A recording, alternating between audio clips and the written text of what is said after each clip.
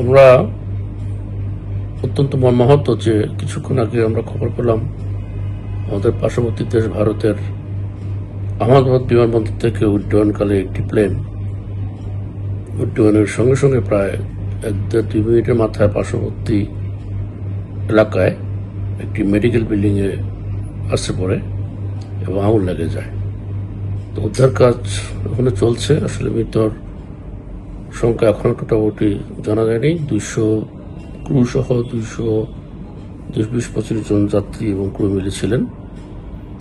তো এখানে প্রথম কথা হলো, এখানে যেভাবে প্লেনটা দুর্ঘটনা ঘটেছে, এখানে আমার মনে হয় যে কিছু যাত্রী হয়তো ভাগ্যবান হবেন, ওরা বেঁচে যাবেন।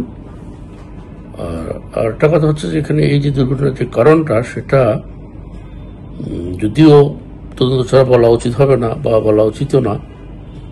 এখানে একটা বিষয় হচ্ছে যে প্লেনটা আসলে উড্ডয়নের ওই মুহূর্তটাই বা উড্ডয়নের সঙ্গে সঙ্গেই ওরা মেয়েরে কল দেয়। কলটা কি কারণে দেন সেটা আপনার জানা যাচ্ছে না, ব্ল্যাক বক্স উদ্ধার করা ছাড়া জানা যাবেও না। বাট এয়ারপোর্ট থেকে ওনারাও অথরিটিও চেষ্টা করেছেন যোগাযোগ করা, কিন্তু কোনো যোগাযোগ হয়নি। প্লেনটা ঠিক পার্শ্ববর্তী গিয়ে প্রায় 2 মিনিটের মাথায় গিয়ে ওই বিল্ডিংয়ে আসতে পড়ে এবং বিমানটা মোটামুটি বিল্ডিংয়ে ঢুকে যায়। এটার একটা অংশ, এখনো বিমানের একটা অংশ ওই বিল্ডিংয়ের পাশে দেখা যাচ্ছে। এবং এই দুর্ঘটনা যেভাবে ঘটলো, এখানে যে বিল্ডিংয়ে যারা ছিলেন, অনেক student, most probably medical student, তাদের মধ্যে কিছু প্রাণ হারিয়েছেন, অনেকে আহত হবেন। আর প্লেনের মধ্যে যারা ছিলেন, আমার মনে হয় ওখানে কিছু সৌভাগ্যবান যাত্রী হয়তো প্রাণে বেঁচে যাবেন, কারণ প্লেনটা ওইভাবে বিস্ফোরণ হয়নি। এটা ওই আঘাত লাগার পরে এটা আগুন ধরে যায়।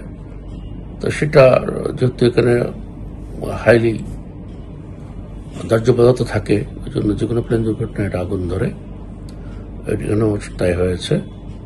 কিন্তু আসলে কি কারণে এটা হলো সেটা বোঝা যাচ্ছে না।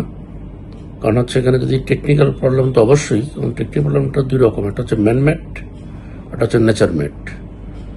এখন নেচারমেডের তো হতে পারে, আবার ম্যানমেডের বিষয়টাও এখানে দেখতে হবে যে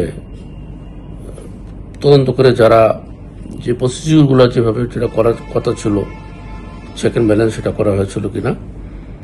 আর সবচেয়ে বড় কথা হচ্ছে যে এই সমস্ত প্লেন চেকের যে বিষয়গুলো, এগুলা ওই এয়ারক্রাফটের ম্যানুয়ালেই থাকে, সেভাবে এটা করতে হয় ইন্টারন্যাশনাল রুলস অনুযায়ী।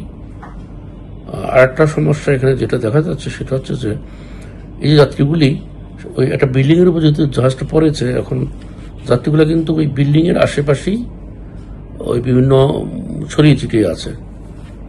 এখন অ্যাকচুয়ালি কতজনকে উদ্ধার করতে পেরেছে বা কতজন কি অবস্থা আছে সেটা এখনো জানা যাচ্ছে না। তাই মনে করি কিছু সব যাত্রী হয়তো মারা যাবেন না, কিছু হয়তো বেঁচে থাকবেন। ধন্যবাদ সবাইকে।